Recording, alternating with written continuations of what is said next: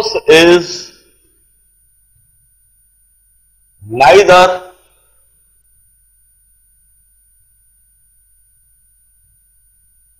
perpendicular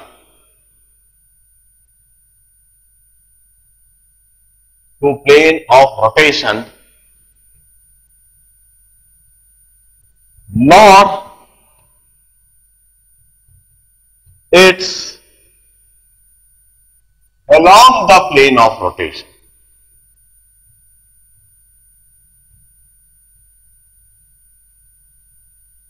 In fact, it's at some angle alpha with plane of rotation. It's at an angle alpha with plane of rotation. मैं situation को पहले board पर draw करता हूं, फिर मैं इसी बॉडी के द्वारा उसको दिखाऊंगा भी. If this is the situation, this body is free to move on the plane of board, fixed at point O. Now the body is free to rotate on the plane of board about an axis passing through O perpendicular to board. मैंने यह point choose कर लिया. इस point पर मैं force लगाऊंगा. यह point जो कि किसी रेडियस वेक्टर R पर है.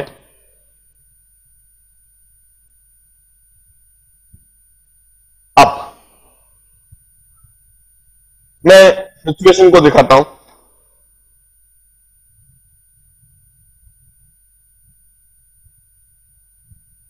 देखिए, फोर्स को यदि ऐसे लगाया जाता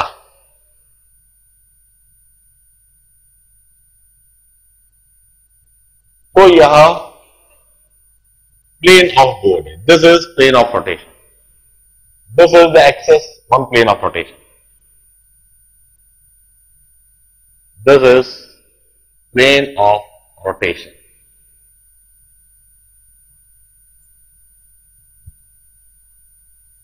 ये बोर्ड के प्लेन पर है. And let me draw. This is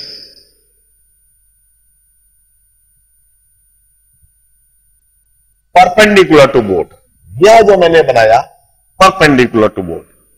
this is perpendicular to plane of rotation.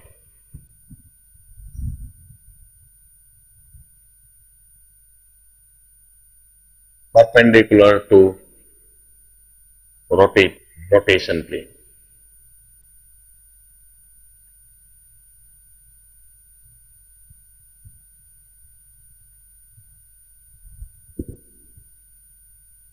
यह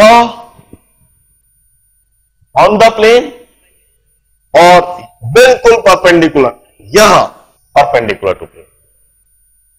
क्योंकि हमारे पास 2 डायमेंशनल बोर्ड है और इस पर हमें 3D सिचुएशन दिखानी है. जरा सोचने का तरीके को सिंक्रोनाइज करो. आपके और मेरे तरीके को बिल्कुल रिजोनेट करने की कोशिश करो. अब यह प्लेन है और यह परपेंडिकुलर है. हम फोर्स को न तो प्लेन पर लगा रहे हैं न परपेंडिकुलर लगा रहे हैं. हमने फोर्स इस तरह से लगा दिया.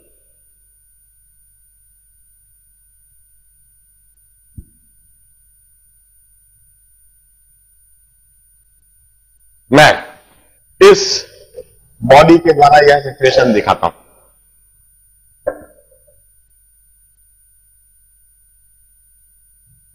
यदि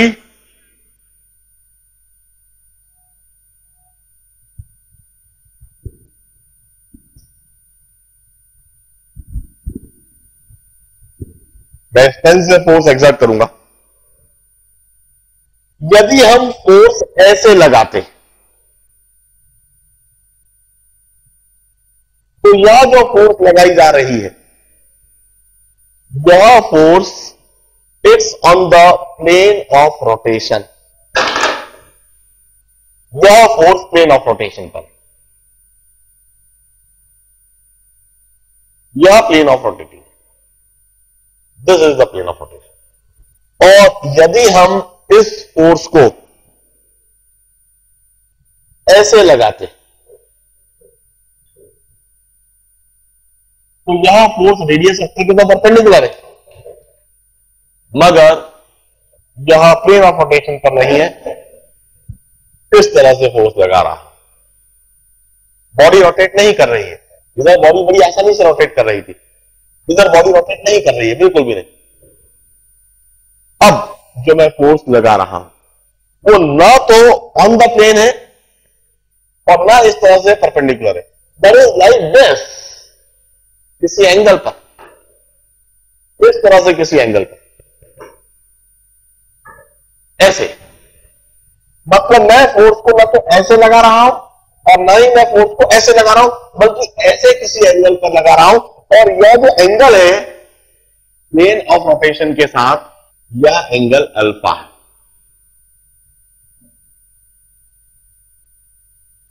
प्लेन ऑफ रोटेशन के साथ फोर्स का यह एंगल अल्फा है।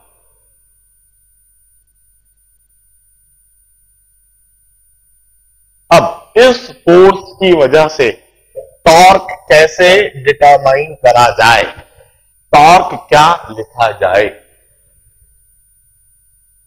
वंस अगेन, यदि फोर्स प्लेन ऑफ रोटेशन के साथ अल्फा एंगल पर है तो हम कहेंगे कि इस फोर्स को रिजॉल्व कर दीजिए, इस फोर्स को रिजॉल्व कर दीजिए, इस फोर्स के दो कंपोनेंट ले लीजिए, एक फोर्स का कंपोनेंट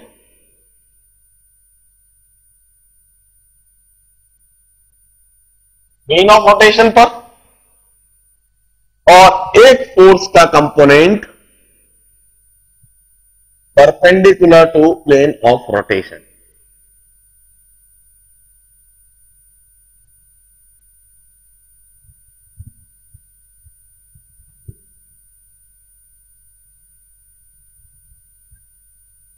हमने इस फोर्स को रिजॉल्व कर दिया, जो फोर्स का कंपोनेंट प्लेन ऑफ रोटेशन पर है, अल्फा एंगल पर है यह, तो यह होगा एफ कॉस अल्फा, और जो फोर्स का कंपोनेंट प्लेन के परपेंडिकुलर है वह होगा F sine alpha. In this equation we used to say resolve force along plane of rotation and its perpendicular.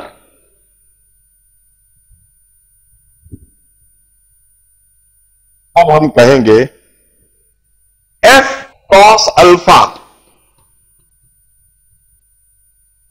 F cos alpha, यह जो एफ कॉस अल्फा है, this is along the plane of rotation, hence it would generate rotating torque. F cos alpha is along plane of rotation, hence it would generate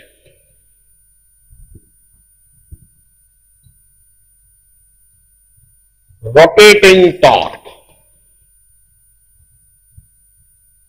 The body would rotate due to this component of force. Force के इस component की वजह से body rotate करेगी, while f sin alpha, यह जो f sin alpha है, which is perpendicular to plane of rotation,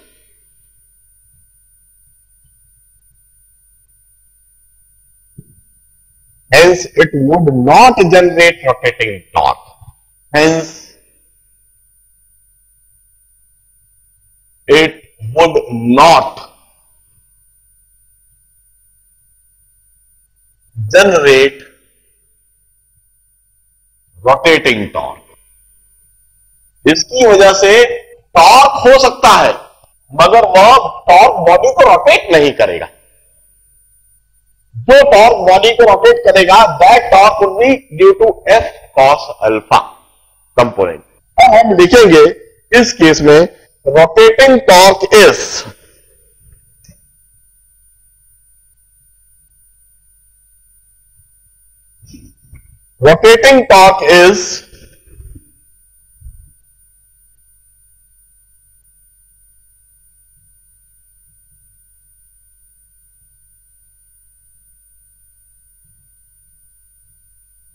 equal to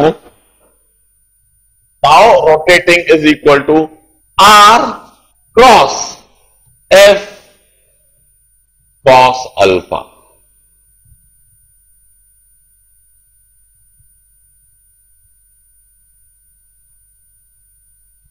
R cross F cos alpha is rotating torque, or I will say the rotating torque is R cross F whole into cos alpha.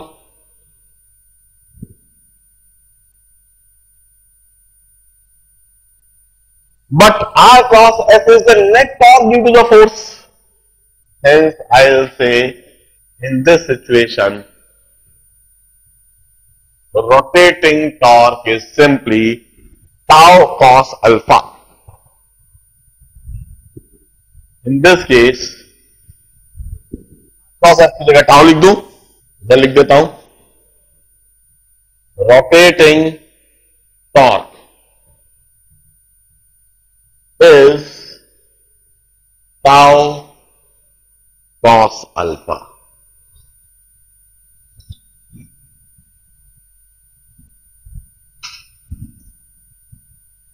इस force की वजह से जो net torque होएगा, इस force की वजह से जो नेट टॉर्क होएगा, दैट टॉर्क वुड बी, क्योंकि फोर्स प्लेन ऑफ रोटेशन के साथ में अल्फा एंगल पर है, इसलिए वह net torque axis of rotation के साथ अल्फा एंगल पर होगा। यदि हम R क्रॉस F देखेंगे, R क्रॉस F, तो एक्सेस ऑफ रोटेशन के साथ वो अल्फा एंगल पर आएगा। मैं इसको स्टेटमेंट में लिखता हूं, torque would B at an angle alpha with axis of rotation. जो नेट टॉर्क होएगा वहां एक्सेस ऑफ रोटेशन के साथ अल्फा एंगल पर होएगा, इसलिए उस नेट टॉर्क, क्योंकि वो एक्सेस ऑफ रोटेशन के साथ अल्फा एंगल पर है, इसलिए उस टॉर्क का कॉस कंपोनेंट वो एक्सेस ऑफ रोटेशन के अलॉन्ग होएगा, और वही टॉर्क बॉडी को रोटेट करेगा। बड़े ध्यान से इस सिचुएशन को देखो, क्योंकि इस सिचुएशन में फोर्स की वजह से टॉर्क डिटरमाइन करना ही सबसे बड़ा चैलेंज होता है। सबसे इंटरेस्टिंग सिचुएशन इसी केस में बनती है। जनरली वहां पर 3D फिगर दिया हुआ होगा, 3D सिचुएशन होगी, और उसको आपको एनालाइज करने के लिए कहा जाएगा। राइट हैंड थंब रूल आप लगाओगे। मैं दोबारा समझाता हूं पूरी कहानी। पहले केस क्या था, नॉन कोप्लेनर फोर्स की बात कर रहे थे। कोप्लेनर फोर्स की वजह से टॉर्क निकालना बड़ा आसान होता है, बड़ी जल्दी दिख जाता है। परपेंडिकुलर फोर्स हो तब भी हम एकदम से कह देते हैं कि भाई इस फोर्स की वजह से कोई टॉर्क होगा नहीं। सबसे बड़ा जो समस्या आती है, जिसमें दिमाग लगाना पड़ता है, सोचना पड़ता है, बड़े ध्यान से एंगल्स को रिलेट करना पड़ता है, that is this situation. If force is neither perpendicular to plane of rotation nor it's along the plane of rotation, वो फोर्स न तो प्लेन ऑफ रोटेशन के अलॉन्ग हो न परपेंडिकुलर हो, वो किसी एंगल अल्फा पर हो with plane of rotation. Force यदि प्लेन ऑफ रोटेशन के साथ अल्फा एंगल पर है, तो हम क्या कंक्लूड करेंगे कि उस फोर्स की वजह से जो टॉर्क होएगा, that torque would B at an angle alpha with axis of rotation। हम इसे क्यों ना इसी समय राइट हैंड थंब रूल से देखें। हमने फोर्स को न ऐसे लगाया, न फोर्स को हमने ऐसे लगाया, फोर्स को हमने इस तरह से किसी एंगल पर लगाया, इस तरह से। अब जरा हम देखें, R क्रॉस F करके देखें, रेडियस वेक्टर हम ऐसे ले जा रहे हैं और फोर्स वेक्टर के लिए हम उंगलियों को ऐसे घुमा रहे हैं, ऐसे। तो टॉर्क हमें इस तरह से दिख रहा है। फोर्स यदि अल्फा एंगल पर है तो ये टॉर्क इस एक्सिस ऑफ रोटेशन के साथ अल्फा एंगल पर होगा। एक्सिस ऑफ रोटेशन ऐसी है, टॉर्क आपको कुछ ऐसा दिखेगा। यदि फोर्स का प्लेन ऑफ रोटेशन के साथ अल्फा एंगल है तो टॉर्क का एक्सिस ऑफ रोटेशन के साथ अल्फा एंगल दिखेगा। हम कहेंगे जो भी कुछ टॉर्क हमारा आ रहा है, R क्रॉस F, जो भी कुछ हमारा टॉर्क आ रहा है, R क्रॉस F, उस टॉर्क का वह कंपोनेंट ले लीजिए जो एक्सिस ऑफ रोटेशन के अलाउंग है। टॉर्क एक्सिस ऑफ रोटेशन के साथ अल्फा एंगल पर है तो उस टॉर्क का कॉस कंपोनेंट ले लीजिए। टॉर्क का cos component axis of rotation के अलाउंग होगा, वही बॉडी को रोटेट करेगा। जबकि टॉर्क का साइन कंपोनेंट वो एक्सिस ऑफ रोटेशन से परपेंडिकुलर होगा, वो बॉडी को रोटेट नहीं करेगा।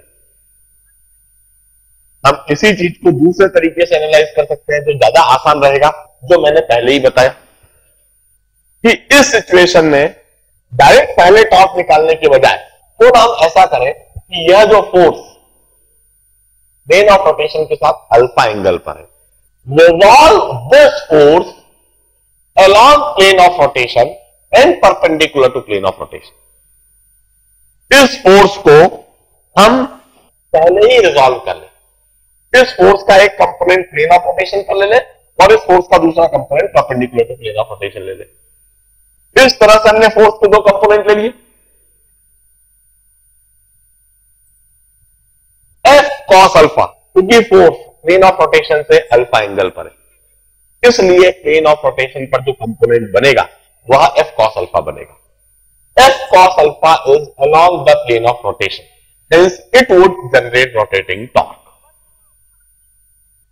इस केस में हम फोर्स का प्लेन ऑफ रोटेशन के साथ एंगल देखें और उसका कॉस कंपोनेंट लें, F cos अल्फा यह रोटेटिंग टॉर्क जनरेट करेगा, while F sin अल्फा इसका परपेंडिकुलर कंपोनेंट हो जाएगा। F sin alpha is perpendicular to plane of rotation, और क्योंकि यह perpendicular to plane of rotation है, hence it would not generate rotating torque। हमें टॉर्क के कैलकुलेशन में F sin अल्फा अकाउंट करने की कोई आवश्यकता नहीं है, हमें टॉर्क के कैलकुलेशन में F cos अल्फा अकाउंट करना होगा। तो हम टॉर्क के कैलकुलेशन में रोटेटिंग टॉर्क निकाल रहे हैं। Rotating torque is R cross F की जगह हम लिखेंगे F cos अल्फा, क्योंकि फोर्स का कॉस कंपोनेंट बॉडी को रोटेट कर रहा है, साइन कंपोनेंट बॉडी को रोटेट नहीं कर रहा। F cross R cos alpha, इसको मैं रीअरेंज ऐसे कर सकता हूं, R cross F into cos alpha. R cross F net torque दिखने लगेगा, नेट टॉर्क का कॉस कंपोनेंट। इस तरह से हम किसी नॉन कोप्लेनर फोर्स की वजह से टॉर्क डिटरमाइन कर सकते हैं। This are the methods to determine torque about an axis due to any force. किसी भी एक फोर्स की वजह से इस तरीके से हम टॉर्क डिटरमाइन कर सकते हैं। अब मैं अगला आर्टिकल बताता हूं। अगले आर्टिकल में मैं कहूंगा फोर्स किसी भी बॉडी पर कोई एक फोर्स तो नहीं लगता है, we always have a system of force acting on a body. अभी जो हमने सीखा है एक फोर्स की वजह से टॉर्क डिटरमाइन करने के तरीके को सीखा है, वह फोर्स प्लेन ऑफ रोटेशन पर हो या at an angle to plane of rotation. अब हम अगला आर्टिकल सीखेंगे torque due to force system. If we have got two or more than two forces acting on the body and we need to determine torque due to all these forces, that would be my next article। ध्यान से यहां तक देख ले।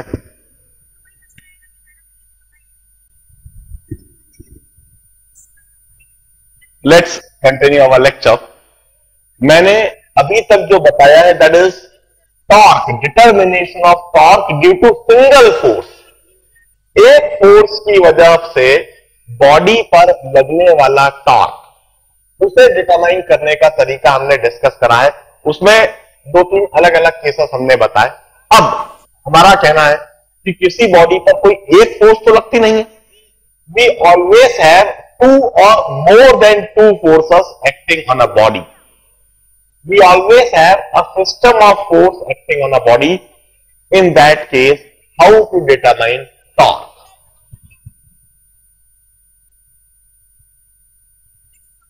Torque due to system of forces. अब once again इधर दो cases बन सकते हैं।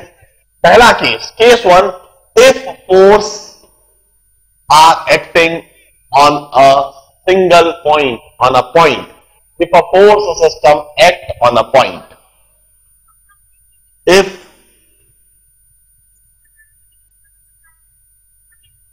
Force system act on a point, एक ही पॉइंट पर यदि फोर्स सिस्टम एक्ट करता हो तो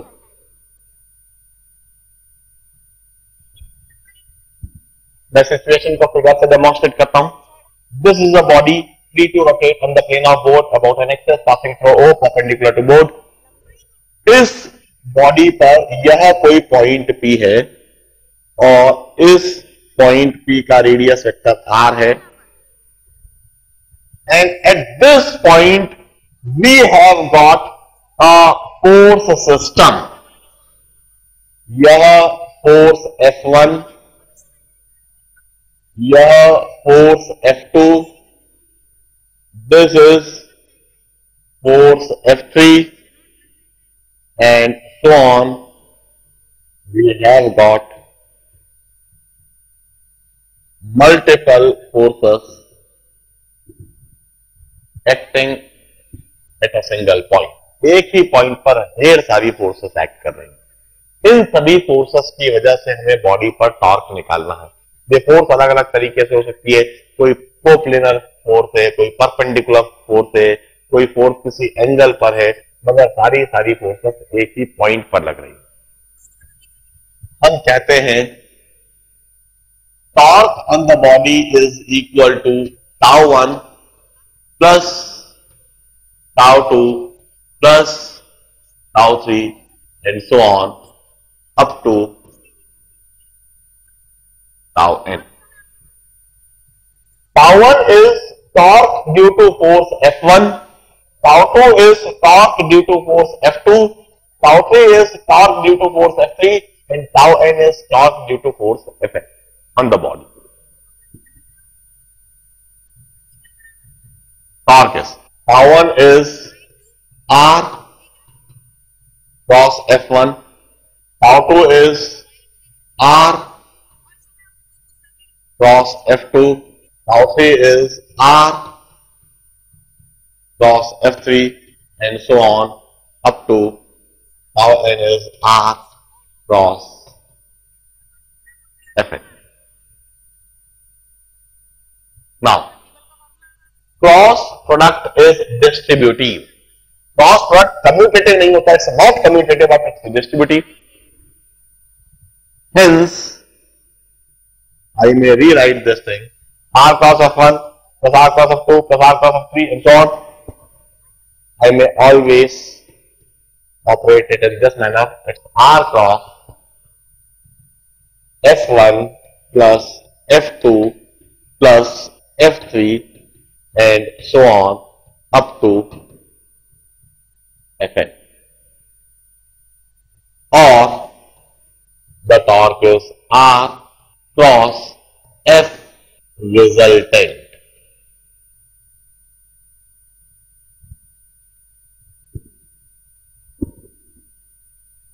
I will summarize it.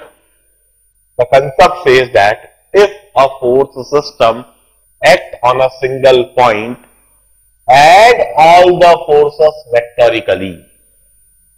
सारी फोर्सेस को वेक्टोरिकली ऐड करा जा सकता है और उन सारी फोर्सेस को वेक्टोरिकली ऐड करके रिजल्टेंट फोर्स ऑब्टेन करा जा सकता है.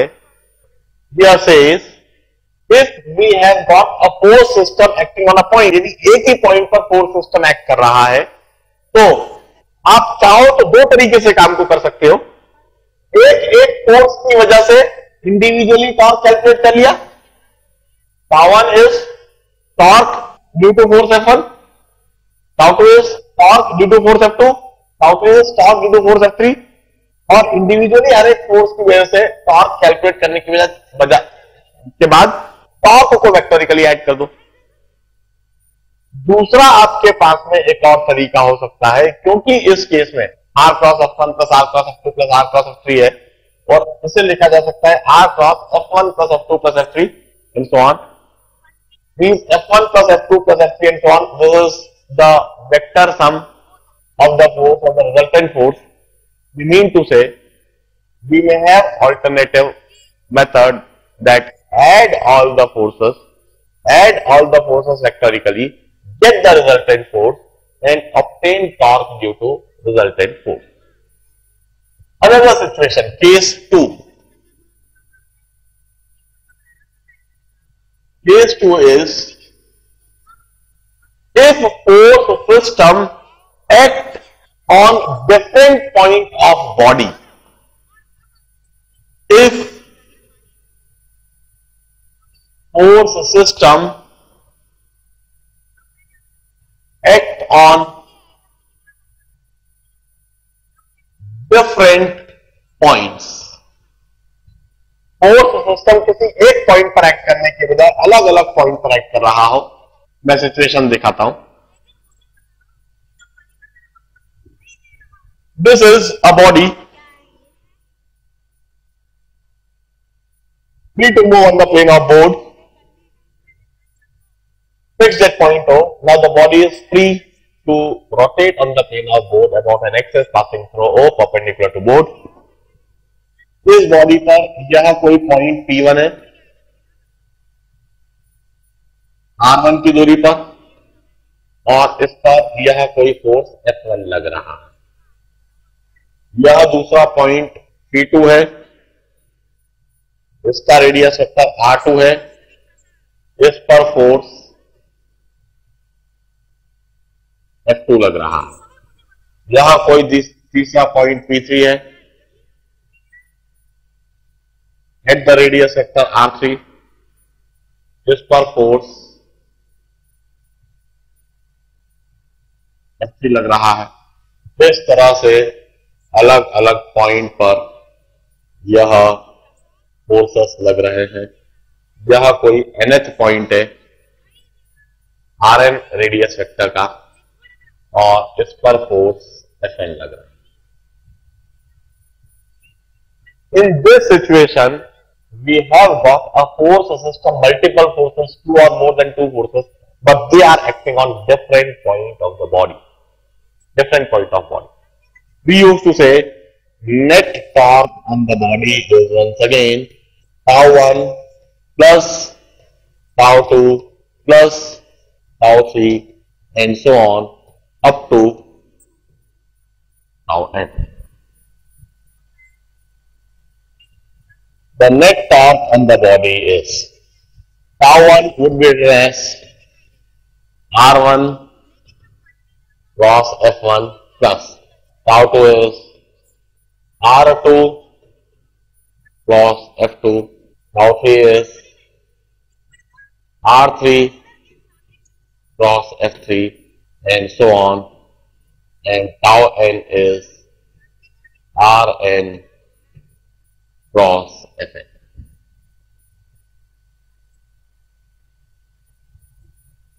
कोई ऑपरेशन अब इसके आगे नहीं करा जा सकता.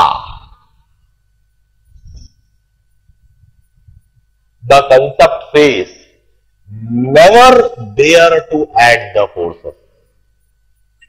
कभी भी फोर्सेस को ऐड मत करो।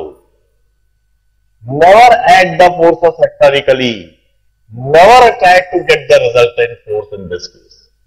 इस केस में फोर्सेस को वेक्टोरिकली ऐड कभी मत करो, फोर्सेस का रिजल्टेंट कभी मत लो।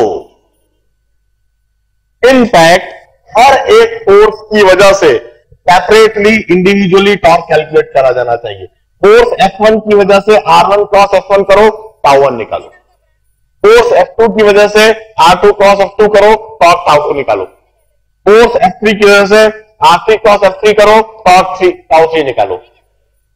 हर एक फोर्स की वजह से इंडिविजुअली टॉर्क निकालने के बाद ऐड द टॉर्क वेक्टोरिकली, इन टॉर्क को फिर वेक्टोरिकली ऐड करो।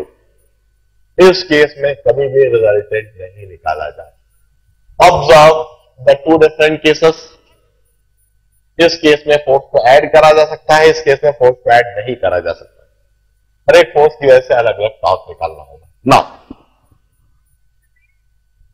we used to say